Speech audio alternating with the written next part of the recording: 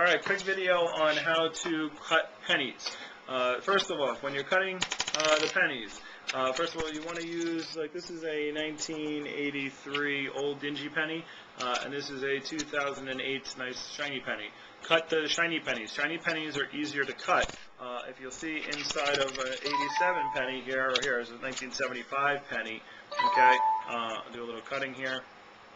You'll notice on the inside, it's a lot more brown. I don't know if you'll be able to see that on this video, but it's a lot more brown inside. Whereas when you cut a newer penny, I have old pennies here. I want to see a new penny. When you cut a more of a newer penny, you'll see there's a lot more silver inside. Okay, I don't know if you'll be able to pick that up on the video, but it's a lot more silver because there's more copper in older pennies. So you want to cut newer pennies. Okay, so key being, when you cut a penny, all right, it has nothing to do with strength.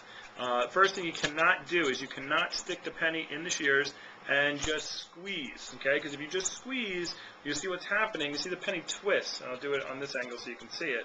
As soon as you put it in there, as soon as you start to squeeze, the penny just starts twisting. And the harder you squeeze, the more it twists, and it just jams in the blade. It misdirects the energy of the shears, and you can't cut it.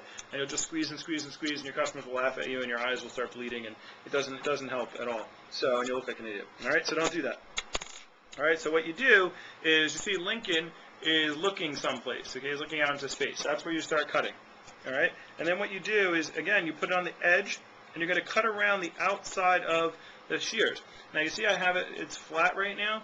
You want to keep it flat, okay? Now, as soon as you start to cut, the penny is going to go up. You'll see that, oh, no, I was in the little groove there, so that's really an exaggeration there.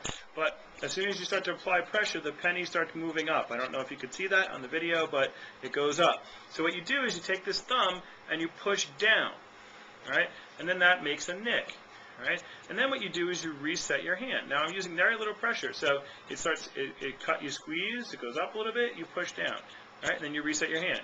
And then you squeeze, and you push down, and you just keep doing that. You just keep fighting the pressure, and it'll start to curl. Okay. Now, if you can do that with a customer, that's it. You don't need to go around the penny 4 times for the customer to be like, oh my God, that's amazing. All right. So you just got to do a little bit, and that's fine. So if you want to keep going, you can keep going, but you just cut a little bit, and then it gets easier as you go, and it just takes practice, all right?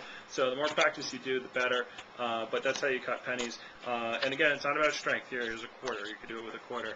And it's a little bit harder, but it's little cuts, little cuts, little cuts, and it starts going, okay? By the way, sometimes customers will be like, oh my God, you're defiling money.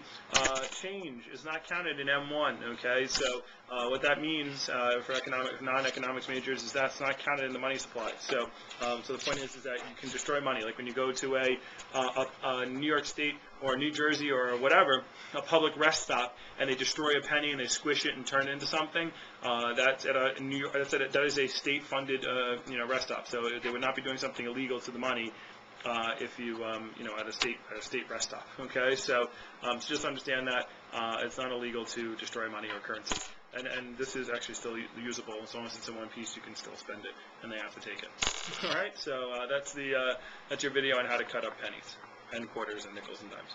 Nickels are really hard. Don't try that.